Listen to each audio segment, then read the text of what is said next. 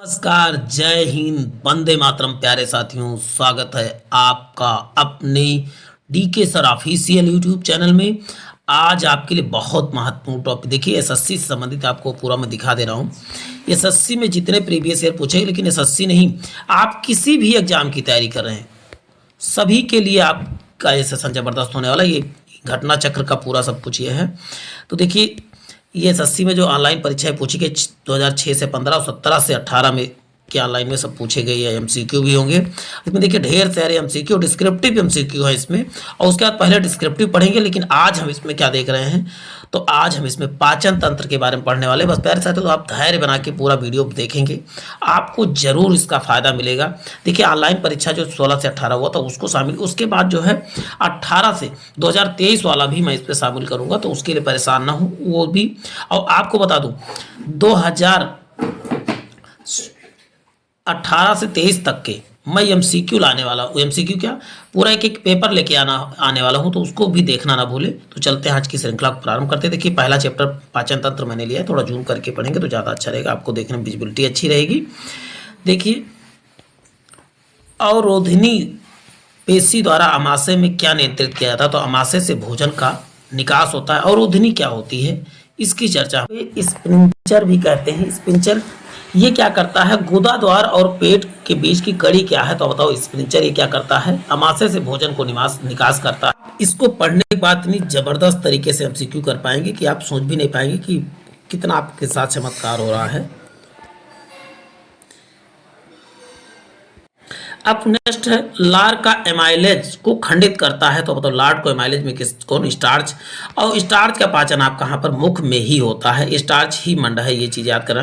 Trypsin पित्त रस, देखिए यहाँ पर बात की, ट्रिप्सिन पित्त रस अमाशय रस, जो लार तथा अग्न्याशयिक रस में से किस में उपस्थित होता है, तो बताओगे ट्रिप्सिन, आप बताओगे अग्न्याशयी रस में क्या होता है। तो पूछा गया ट्रिप्सिन किस में होता है, ट्रिप्सिन किससे उत्पादित होता है, तो बताओगे अग्नाशयी रस में जो है उपस्थित होता है ट्रिप्सिन। ये चीजें याद करके रखना है। फिर अमाशय में भोजन का निकास एक अवरोधनी पेशी द्वारा, अभी देखिए पहला क्वेश्चन किसके द्वारा नियंत्रित, अवरोधनी पेशी द्वारा होता है। अवरोधनी पेशी स्पेंचर मसल्स कहते हैं इसे। पित्त रस द्वारा वसा की बड़ी गोलिकाओं को छोटी गोलिकाओं में खंडित किया जाता है, किया जाना। साबुन का इमल्सीकरण, एल्कोहल का स्टरीकरण, ग्लूकोज का किण्वन तथा जल का यूट्रोफिकेशन, इसमें किसके समान है, साबुन का इमल्सीकरण जो है इन सब के समान। जैसे इसमें कहा गया किसके समान है, तो साबुन का इमल्सीकरण जो है पित्त रस के वसा में बड़ी गोलिकाओं को छोटी गोलिकाओं में खंडित करना, इसी के समान है। चलते नेक्स्ट देखते प्यारे साथियों। अब कुछ जो है कथन वाले क्वेश्चन आ रहे हैं। क्वेश्चन का है, भोजन में असंतृप्त वसा युक्त अम्ल वाले तेलों का उपयोग करना चाहिए, बिल्कुल। जंतु वसा संतृप्त कार्बन श्रृंखलाएं होती हैं।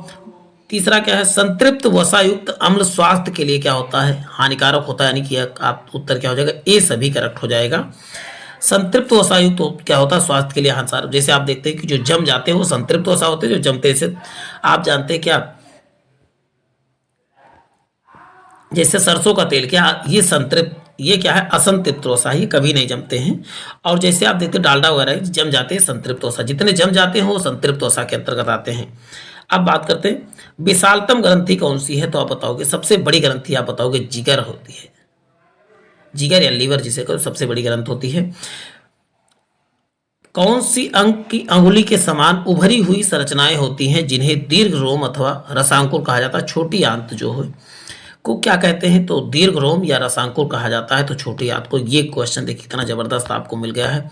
आमतौर पर सभी खनिजों में हम भोजन, सभी खनिज किससे, तो आप बताओ भोजन से सभी खनिज प्राप्त होते हैं, चाहे कैल्शियम हो चाहे कोई भी XYZ खनिज हो, तो आप बताओगे भोजन से ही प्राप्त होते हैं। 1 ग्राम कार्बोहाइड्रेट में कितने 4.2 कैलोरी ऊर्जा प्राप्त होती है, लेकिन वसा में 9.1 ऊर्जा प्राप्त होती है।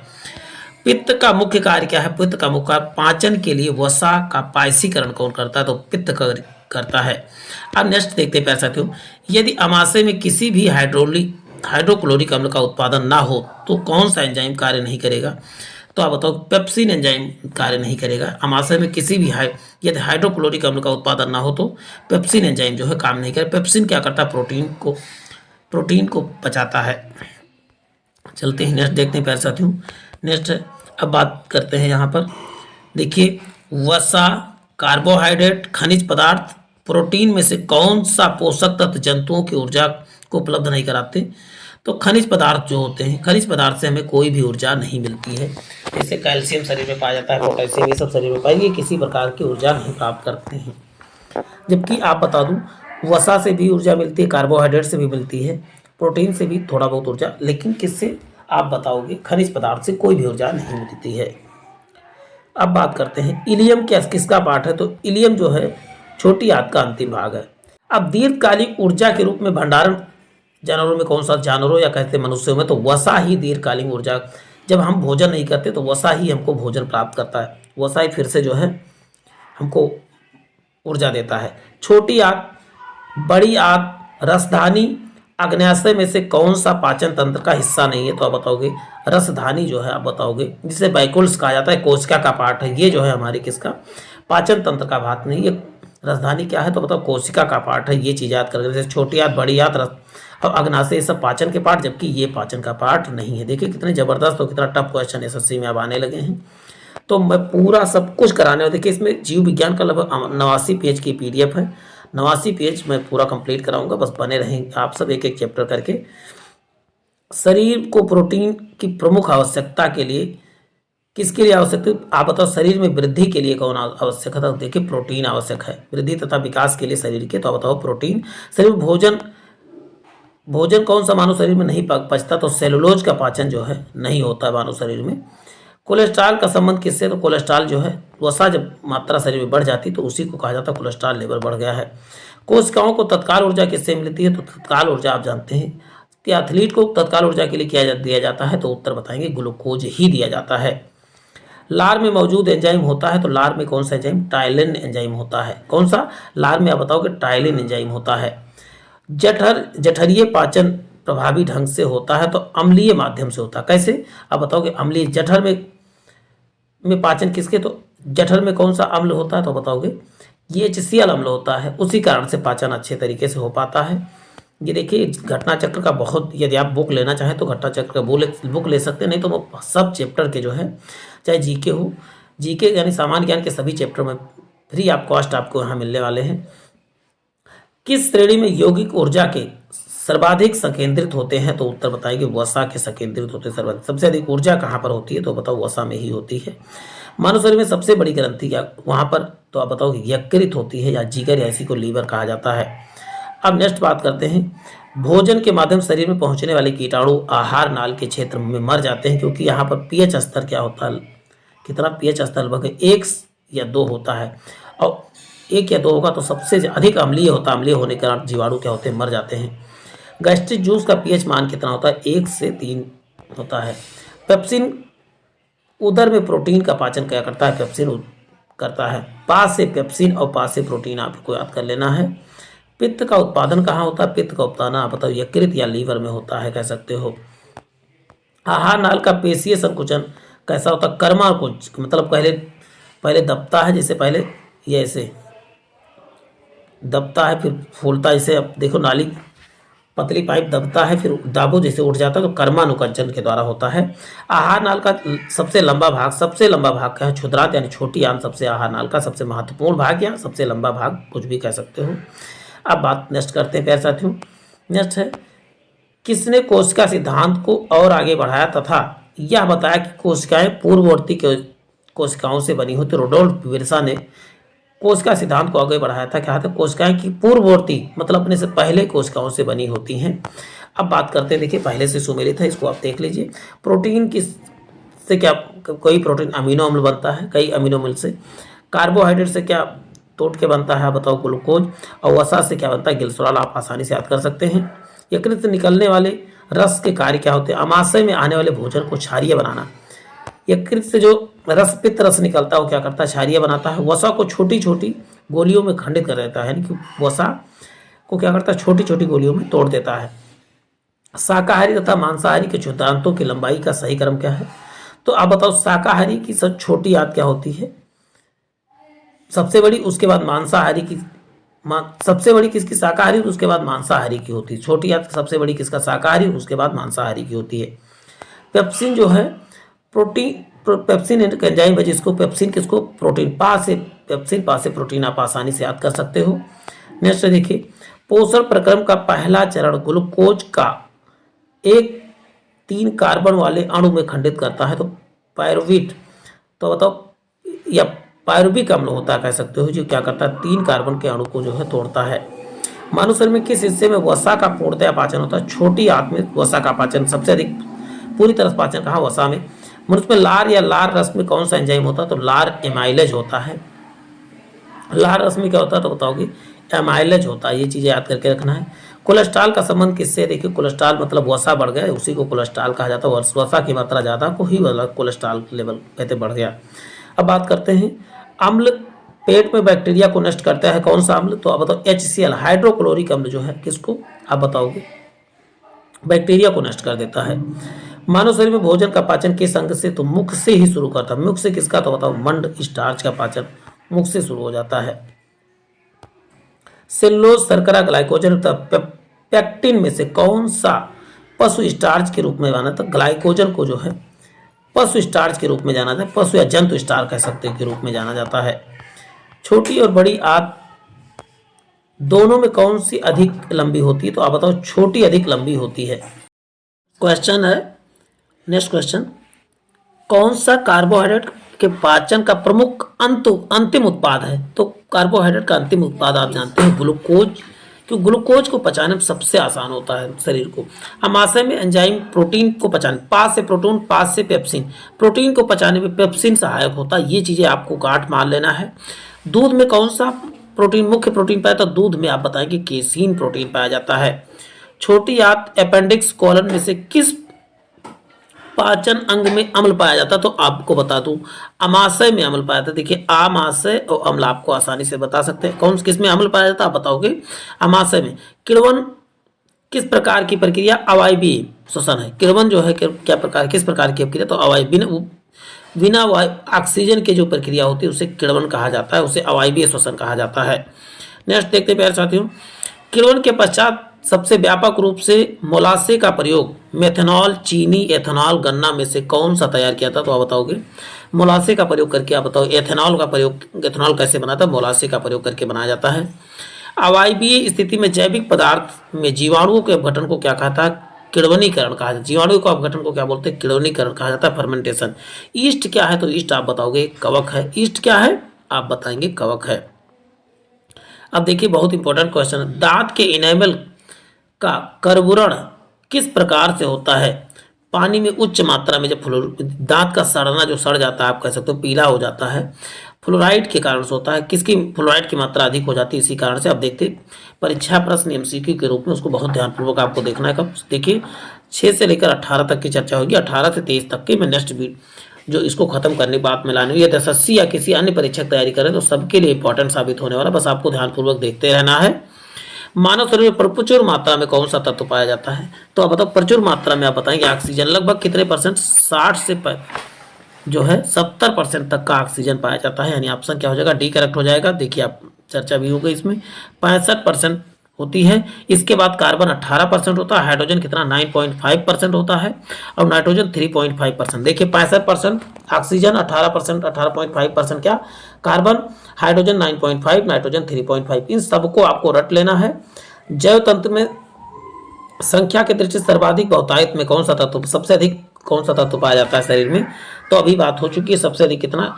ऑक्सीजन 65 से 70% पाया जाता है किसमें? मानव शरीर में। खट्टे जीभ में खट्टा कोई वस्तु खट्टी, उसको हम कैसे, कहाँ, जीभ के किस भाग से हम? तो आप बताओ पिछले भाग से। जो इसके पार्श्व मतलब दोनों जीभ के दाएं और बाएं तरफ हमको खट्टापन महसूस करने वाला भाग होता है, और मध्य में हमको बता दो कोई भी स्वाद नहीं आता है। ये चीज़ याद करके रखना है। अब चलते हैं नेक्स्ट देखते हैं। अब कहाँ कहाँ क्या देखिए, पार्श्व किनारों के स्वाद, पार्श्व मतलब दाहिने और बाएं की तरफ क्या होती है बताओगे? खट्टा महसूस होता है, जबकि मीठे का अनुभव हमको आगे। देखिए दूसरे के सामने आप मीठा बोलते, किसी के आगे आप मीठा बोलते, बाद में पीछे आप, जैसे पीठ पीछे आप कड़वा बोलते हैं, पीठ पीछे कड़वा। तो नमकीन का अनुभव अग्रभाग, मीठे का अनुभव जो अग्र छोर, जबकि छोर की, और नमकीन का अग्र छोर पर, और उसके उसके किनारों पर जो है मीठे, जबकि कड़वे का जो है पीछे भाग कड़वा, आगे मीठा फिर पीछे कड़वा। याद कर लेना। मानो कि स्वाद इंद्रियों को पता जो है, स्वाद इंद्रियां स्वाद का पता लगाती हैं। बहुत आसान है, कोई बड़ी बात नहीं इसमें, आप इसको पढ़ सकते हैं। देखिए गैस्ट्री रेस्पिरेटर स्वाद का पता लगाते हैं। मनुष्य के जीवा विभिन्न भाग, 4 भिन्न भागों से टेस्ट का अनुभव करते हैं। मीठे और नमकीन का जो है अनुभव जो है आगे, मीठा तथा नमकीन हमको आगे वाले भाग से पता चल, जबकि खट्टे वाला भाग पासर, पासर मतलब दाहिने बाएं, जबकि कड़वा भाग, कड़वा जो है हमको पीछे से जीभ के पीछे वाले भाग से। तो आप यहाँ पर हम बना दूँ, जिसे जीभ बना दूँ, तो आपको ये अगला वाले भाग को आप क्या बताओगे? अगले वाले भाग को हमको मीठा और नमकीन, जबकि ये पीछे वाला पार्ट, पीछे वाला पार्ट से आप क्या बताओगे? पीछे वाले पार्ट से कड़वा, कड़वा। और ये वाला पार्ट, ये वाले पार्ट से हमको क्या पता चलता है? तो अब खट्टा, खट्टा, इधर वाले से भी खट्टा। अब बीच में कोई भी स्वाद का अनुभव नहीं होता, ये वाला किसी भी स्वाद का, तो इसको आप बना के जरूर लिख लें। चलते ही नेक्स्ट देखते हैं पैसा। तो आहार में लवण का उपयोग होता है। आहार में लवण का क्या उपयोग होता है? तो उसका उत्तर हो जाएगा भोजन को स्वाद बनाना क्या होता है। ये चीजें आपको याद कर लेना, क्योंकि भोजन के कणों को विलेता बनाना नहीं, केवल आपको याद रखना है भोजन के स्वाद बनाना। देखिए इसमें लिखा भी क्या है, आप इसको पढ़ना चाहे पढ़ से, बहुत इंपॉर्टेंट, इसमें डिस्कशन नहीं है। अब बात है आहार नाल सबसे लंबी नली है जो क्या करती है? तो आप बताओगे मुंह से लेकर गुदा तक के को ही क्या कहते हैं? आहार नाल कहा जाता है। अब देखिए आहार नाल एक लंबी नली है जिससे जठरांत यानी कि गैस्ट्रोइंटेस्टाइनल ट्रैक्ट भी कहा जाता है। इसमें मुख से लेकर ग्रसनी, ग्रासनाल और अमाशय, छोटी आंत, बड़ी आंत से लेकर सबसे लास्ट पार्ट क्या होता है? गुदा होता है, जिसे अनस कहा जाता है। इसको आप पूरा स्क्रीनशॉट ले। आहार नाल कहाँ से शुरू होता है? लसिका जो है कहाँ पर आता है? छोटी आंत में जो है लसिका से पचा हुआ अवशोषित वसा का वहन करती है। तो बताओ छोटी आंत करती है। अब नेक्स्ट देखते हैं, पशु प्रोटीन को प्रथम श्रेणी का प्रोटीन माना जाता है। पशु प्रोटीन को क्योंकि अनिवार्य अमीनो अम्लों से भर, जैसे आप देखो घी वगैरह में क्या होती है, सभी प्रकार की प्रोटीन इसीलिए अनिवार्य अमीनो एसिड से भरपूर होता है। इसीलिए जो है पशु प्रोटीन को जो है सबसे उपयुक्त प्रोटीन माना जाता है। देखिए इसमें कहा गया पशु एनिमल प्रोटीन, जैसे पशु का, जैसे घी वगैरह कहते हैं ना, घी जैसे प्रथम श्रेणी का प्रोटीन माना जाता है, क्योंकि इसमें अनिवार्य अमीनो एसिड क्या होते हैं? भरपूर होता है। अमीनो अम्ल का निर्माण मानव शरीर में नहीं होता है, अतः भोजन से ही लेना होता है। ये चीज़ याद करके ना, अमीनो अम्ल का निर्माण हमारे शरीर में नहीं होता है। अब नेक्स्ट बात करते हैं, गहरे तले हुए खाद्य पदार्थ कैंसर जनक होते हैं क्योंकि उनमें क्या होता है? तो उनमें वसा होते हैं। जो होता है जो कैंसर जनक होते हैं, उसमें वसा की मात्रा सबसे अधिक होती है। जो बार बार तले जाते हैं, आपने देखे समोसे उसे दुकान पे, तो इससे कैंसर होने की संभावना ज़्यादा होती है। इसे ट्रांस फैट कैंसर कहा जाता है। अब बात करते हैं 14 वर्ष की आयु तक के बच्चों को विकास के लिए अत्यंत आवश्यक क्या है? तो अत्यंत आवश्यक प्रोटीन होती है, क्योंकि ये शरीर का निर्माण करने में भागीदारी होते हैं। देखिए 20 प्रोटीन का निर्माण 20 अमीनो अम्लों से होता है। ये शरीर में पोषण के लिए अत्यंत आवश्यक होते हैं, अर्थात 14 वर्ष की आयु के बच्चों के लिए सबसे आवश्यक, और शरीर में इसकी मात्रा 14% होती है। यह चीज़ याद करके रखना। अमीनो एसिड की आवश्यकता किसके संश्लेषण के लिए होती है? तो प्रोटीन के संश्लेषण से। प्रोटीन का निर्माण किससे होता है? अमीनो एसिड से होता है। ये चीज़ें याद करके रखना। एक एक चीज़, नाइट्रोजनी आहार है। नाइट्रोजनी आहार कौन सी है? तो बताओ प्रोटीन के प्रकार का। प्रोटीन में क्या पाया जाता है? कार्बन पाया जाता है, हाइड्रोजन पाया जाता है, ऑक्सीजन के साथ साथ नाइट्रोजन भी पाया जाता है। ये सब चीज़ें याद करके रखना, नाइट्रोजन भी पाया जाता है प्रोटीन में। तो इन चारों तत्वों को मिलकर क्या बनता है? प्रोटीन बनता है। लाल चने में कौन सा एंजाइम पाया जाता है? लाल चने में कौन सा एंजाइम पाया जाता है? तो बताओ डायस्टेज एंजाइम पाया जाता है लाल चने में। चलते हैं, एंजाइम होते हैं, सभी एंजाइम क्या होते हैं? आप बताओ प्रोटीन होते हैं। सभी एंजाइम आप बताएंगे प्रोटीन होते हैं। देखो इसमें लिखा है, आप बताइए एंजाइम की खोज किसने? कोहने ने किया था। किसने? एंजाइम की खोज कोहने साहब ने किया था। इसको याद करके रखना। देखिए एंजाइम क्या होते हैं? तो एंजाइम आप बताएंगे प्रोटीन ही होते हैं, आपने देख लिया। फिर एंजाइम के प्रोटीन वाले भाग को क्या कहा जाता है? एंजाइम के प्रोटीन वाले भाग को आप बताएंगे क्या? एपो एंजाइम कहा जाता है। एंजाइम के प्रोटीन वाले भाग को एपो एंजाइम कहा जाता है। ये चीज़ें एक एक क्वेश्चन आपके लिए इंपॉर्टेंट है प्यारे साथियों। मछली के प्रथम श्रेणी के प्रोटीन है क्योंकि इसमें होते हैं आवश्यक अमीनो अम्ल होते हैं, इसीलिए जो है इसके प्रथम श्रेणी का प्रोटीन कहा जाता है। देखिए इसमें लिखा भी हुआ आप कुछ पूरा चीज़ें। मानव शरीर में 10 जो होते हैं क्या अनिवार्य अमीनो एसिड होते हैं और 10 जो है हमको शरीर में हमारे बनते हैं, तो 10 ही लेने की जरूरत है। आप इसको देख सकते हैं। डाइस्टेज एंजाइम का स्रोत क्या है, तो डाइस्टेज एंजाइम का स्रोत लार ग्रंथि से ही क्या निकलती, डाइस्टेज एंजाइम निकलती है। थोड़ा क्वेश्चन ढेर सारे करो, इसलिए फास्ट करवा रहा हूँ प्यारे साथियों कि आपको ज़्यादा से ज़्यादा कम समय में ज़्यादा से ज़्यादा मटेरियल आपको मिल सके, आप अच्छी तैयारी अपना कर सकें। और वीडियो को एक बार रिवाइज कर लेते हैं तो आपको चीज़ें क्लियर हो जाएंगी।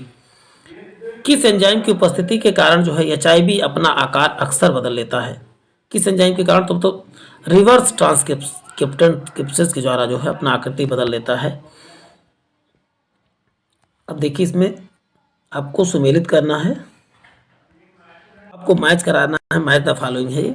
देखिए यहाँ पर आयोडीन की कमी से आप बताओ घेघा नामक बीमारी हो जाती है, और नियासिन यानी विटामिन B3 की कमी से पेलाग्रा नामक, विटामिन B12 से रक्त अल्पता हो जाता है, जबकि आयरन की कमी से रक्त अल्पता प्रत्याशी रक्त अल्पता हो जाता है। तो ये चीज़ें आपको मैच करा लेना है। देखिए आगे मैच भी होगा मुझे लगता है, हाँ मैच है। देखिए यहाँ पर ये देखिए आयोडीन की कमी से गलगन रोग, आयरन से सुच्छात यानी कि रक्त अल्पता, नियासिन से क्या होता है तो पेलाग्रा या फोर्डी सिंड्रोम, और B12 से क्या होता है पररासी रक्त अल्पता हो जाता है। चलते हैं दूध में दूसरा सबसे बड़ा तत्व कौन सा पाया जाता है, दूध में सबसे ज़्यादा क्या होता है जल ही होता है, ये सबको समझ में आ गया होगा दूध में। अब देखिए कैसे कैसे इनका संगठन देख लेते हैं। गाय के दूध में लगभग 87.3% जल होता है, वसा 3.9% होता है, जबकि प्रोटीन 3.25 होता है, शर्करा कितना 4.9, मिठास कितना होता है लैक्टोज कितना 4 है, जबकि मनुष्य के दूध में जो 88% और 12% प्रोटीन, 1.2% प्रोटीन, वसा 3.8 होता है, और शर्करा कितना 7% शर्करा होती है मनुष्य माता के दूध में। ये चीज़ें याद करके रखना है। अब देखिए पित्त का स्रोत क्या है, तो पित्त आप जानते हो पित्त कहाँ से, यकृत में जो है जमा होता है। पित्त जो है बनता कहाँ है तो बताओ यकृत में, लेकिन जमा कहाँ होता है पित्ताशय में जमा होता है। देखिए पित्त क्या है पीले रंग का, इसका जो है पीएच मान 7.6 से 8.6 होता है। यह यकृत में बनता है, इसमें लगभग 92% जल, 6% पित्त लवण, 0.3% पित्त वर्णक तथा 0.0 से 9% कोलेस्ट्रॉल होता है। यह लिपिड के पाचन तथा अवशोषण में सहायक होता है। क्या पित्तरस होता है। यूरिया किससे संश्लेषित, यूरिया आप बताओगे यकृत से ही संश्लेषित बनता कहाँ तो यकृत में ही बनता है। मानव जठर में प्रोटीन पाचन के लिए उत्तरदायी अनुकूलन है, तो आप बताओगे ऑप्शन बी करेक्ट होता है, अम्लीय होता है प्रोटीन। मानव जठर में प्रोटीन पाचन के लिए उत्तरदायी क्या है तो बताओ प्रोटीन इसलिए पाचन होता है क्योंकि ये अम्लीय होता है इसीलिए बचता है। लीवर किससे भरपूर होता है तो लीवर आप बताओगे वसा घुलनशील विटामिन होती हैं। लीवर में कौन सा आप बताओ वसा, जितने वसा वाले विटामिन होती है वो सब घुलनशील हो जाती हैं। देखिए ADE के या कीड़ा याद कर लेना है, कीड़ा किस में होती है वसा में घुलनशील होते हैं। कीड़ा KEDA, के से क्या होता KEDA, ये सब विटामिन क्या उसमें होती है तो वसा में घुलनशील। कहीं पर भी कीड़ा पड़ जाते हैं आप वसा या मांस हो तो आप ऐसे याद करते हैं। सब्जियां जल्द खराब हो जाती है क्योंकि उसमें जल की मात्रा होती है, इसी कारण से सब्जियां जल्दी खराब होती है। लेकिन इससे ग्लाइकोजन, अंग ग्लाइकोजन को ग्लूकोज में परिवर्तित करता है, तो यकृत जो है ग्लाइकोजन को ग्लूकोज में परिवर्तित करके हमको ऊर्जा प्रदान करता है। अब बात करते हैं पित्त का उत्पादन कहाँ पर होता है। आप बताएंगे पित्त का उत्पादन जो है यकृत में होता है, लेकिन जमा जो है पित्ताशय में होता है। ये चीज़ें बहुत ध्यानपूर्वक आपको देखते रहना है या वाच कर लेना। देखिए बात यहाँ पर की गई है। पित्त का श्रावण जो है उत्पादन यकृत में होता है, लेकिन जमा कहाँ होता है पित्ताशय में जमा होता है। पित्त एंजाइम रहित पाचक रस है, फिर भी या पाचन से संबंधित कार्य करता है। पित्त क्या है एंजाइम रहित जो है पदार्थ। अब बात करते हैं टेबल शर्करा किसे कहते हैं। टेबल शर्करा जो है सुक्रोज को जो है टेबल शर्करा के नाम से, सुक्रोज को टेबल शर्करा के नाम से किसे कहा जाता है बताओगे सुक्रोज को टेबल शर्करा के नाम से जाना जाता है। अब बात करते हैं खाद्य प्रोटीन में दो सबसे समृद्ध ज्ञात स्रोत कौन से हैं तो बताओ सी सोयाबीन और मूंगफली सबसे अधिक इसमें क्या पाया जाता है बताओगे प्रोटीन पाया जाता है। अब निम्नलिखित में से कौन सा रेशेदार प्रोटीन, इसमें से रेशेदार प्रोटीन कौन सा है तो बताओ सी केराटिन क्या है बताओगे रेशेदार प्रोटीन कौन सा है तो केराटिन है। अब बात की केराटिन, यह प्रोटीन बाल नाखून और सींग और इन सब में क्या पाया जाता है, यानी मृत कोशिका में क्या पाया जाता है, तो केराटिन नामक प्रोटीन पाया जाता है। किस ऊतक के नख, खुर और सींग में पाए जाते हैं, तो बताओ केराटिन ही पाया जाता है, अभी चर्चा हो चुकी है। चलते हैं नेक्स्ट देखते हैं। किस धातु की विषाक्तता यकृत सिरोसिस पैदा कर देती है, तो आप बताओ यकृत सिरोसिस, कापर की अधिकता से आप बताओगे यकृत सिरोसिस नामक बीमारी होती है, इसमें यकृत या जो है लीवर प्रभावित होता है। चलते हैं, जिसे यकृत सिरोसिस या यकृत नेक्रोसिस भी कहा जाता है, जब कापर शरीर में अन्य भागों तथा मस्तिष्क, वृक्क, आंखों पर भी जमने लगता है तो इसे बेल्सन रोग कहा जाता है। कापर की अधिकता से बेल्सन रोग हो जाता है, ये चीज़ें आपको, बेल्सन रोग तो जरूर याद करना, कापर से होने वाली बीमारी है बेल्सन रोग। मनुष्य के उपयोग के लिए कार्बनिक भोजन को बाहर क्यों माना जाता है, बेहतर क्यों माना जाता है, मनुष्य के उपयोग में कार्बनिक भोजन बेहतर क्यों माना जाता है, तो इसका उत्तर आप बताएंगे प्यारे साथियों। इसको डायरेक्ट आंसर, इसे रसायनों एवं सिंथेटिक कीटनाशकों का प्रयोग किए बिना ही उगाया जाता है, इसीलिए आप देखते हो कहा जाता है कि खेती जो हो कार्बनिक खेती की जाए, यानी कि गोबर खाद से, यानी कि प्राकृतिक खादों से प्रयोग किया जाता है, न कि कृत्रिम यानी रासायनिक खाद का प्रयोग किया जाए। सलाइवा का, इनमें से सलाइवा ने लार का कौन सा लाभ नहीं है, तो इसमें आरबीसी की वृद्धि करता है, बिल्कुल है, निगलने में सहायता करता है, मुख के दांतों को साफ कर रखती है, होठों और जीवा की गति को अल्कोनल बना रखने पर बोलने में मदद करती है। अब बात करते हैं, देखिए लार का पीएच मान कितना 6.8 होता है, या लार ग्रंथियों से निकलती है, इसमें 99.5% जल होता है, शेष भाग जल में घुले इस प्रकार विलेय पदार्थ होते हैं, जिन्हें जिसे Na+ के और क्लोरीन होता है, एंजाइम और तथा एंजाइम होते हैं। लार खाद्य पदार्थ से निकलने में मदद करती है तथा मुख और दांतों को साफ सफाई रखती है, होठ और जीवा की गति को अनुकूलन बनाकर बोलने में मदद करती है। ये सब इसके क्या है, कार्य हैं।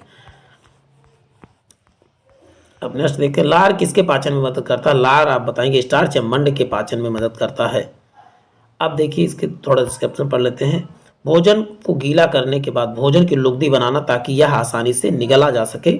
लार में एंजाइम एमाइलेज भी होता है, कौन सा, लार में एंजाइम कौन सा है, एमाइलेज एंजाइम पाया जाता है, जो स्टार्च को मंड को या स्टार्च मंड को माल्टोज में बदलता है। मुख से निकलती कौन सी लार निकलती, तो आप बताओगे मंड का पाचन करती जो लार निकलती है। निम्नलिखित में कौन सा एंजाइम लार में पाया जाता है, लार में जो है अभी बात हो चुकी है, टाइलिन नामक एंजाइम पाई जाती है।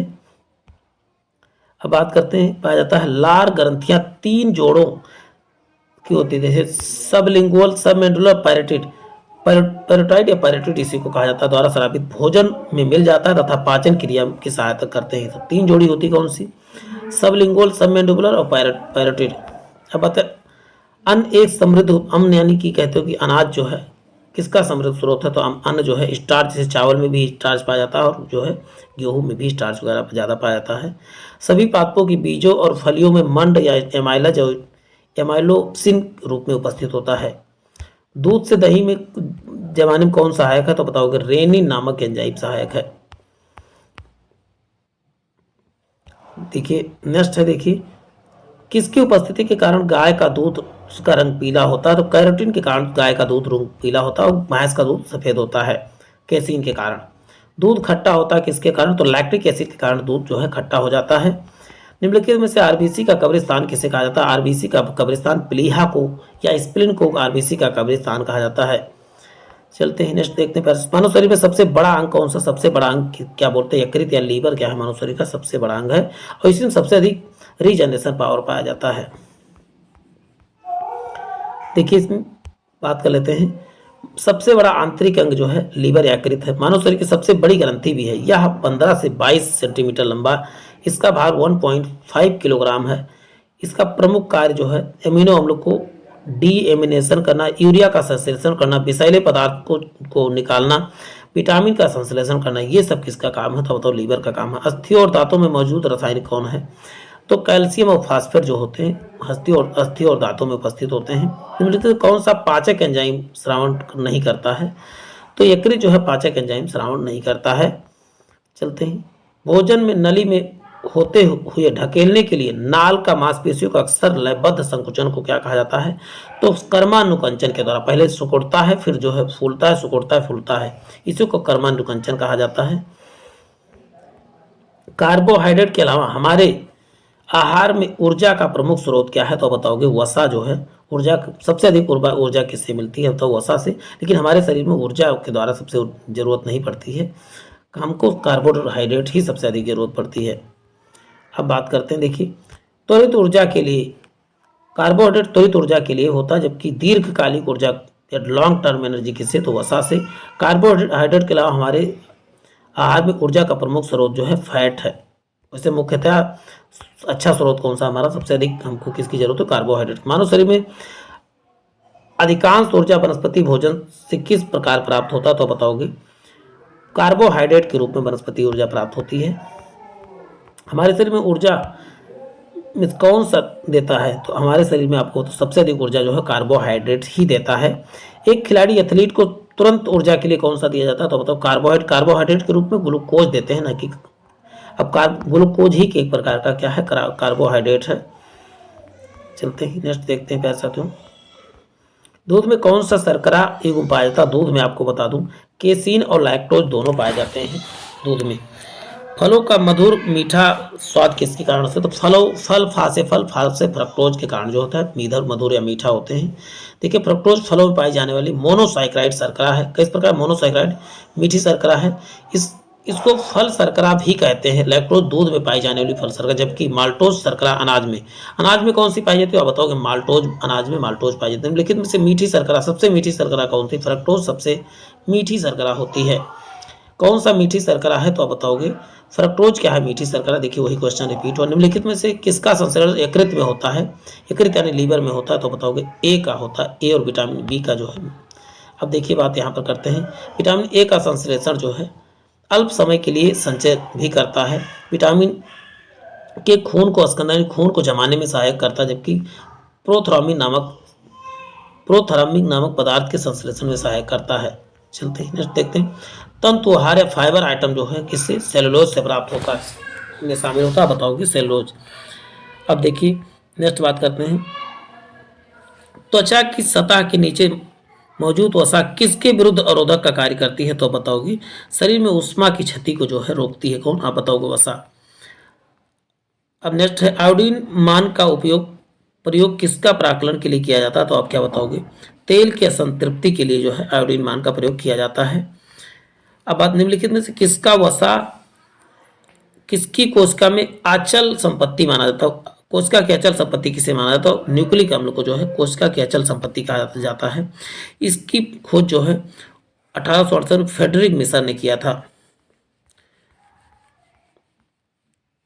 नाइट्रोजन किसका अनिवार्य घटक है तो नाइट्रोजन आप बताते प्रोटीन का अनिवार्य घटक है। अब देखिए प्यारे साथियों नेक्स्ट टॉपिक हमारा जो है विटामिन और उससे संबंधित रोगों की चर्चा मैं करूंगा। और ये ऑनलाइन जितने परीक्षाएं होती 16 से 18 में हुई उनकी चर्चा, और उसके बाद हम जो है 18 से 23 के बीच जितनी परीक्षाएं हुई हैं उनकी चर्चा करूंगा। तो आपको ध्यानपूर्वक देखते रहना, सभी चैप्टर में साइंस हो चाहे हिस्ट्री हो चाहे ज्योग्राफी हो सबका मैं आप प्रीवियस ईयर पेपर कराऊंगा। तो आपको ध्यानपूर्वक वीडियो वॉच करना है प्यारे साथियों, तभी आपको इसका अच्छे से फायदा मिलेगा। फिर मिलते हैं नए सेशन में। जय हिंद जय भारत।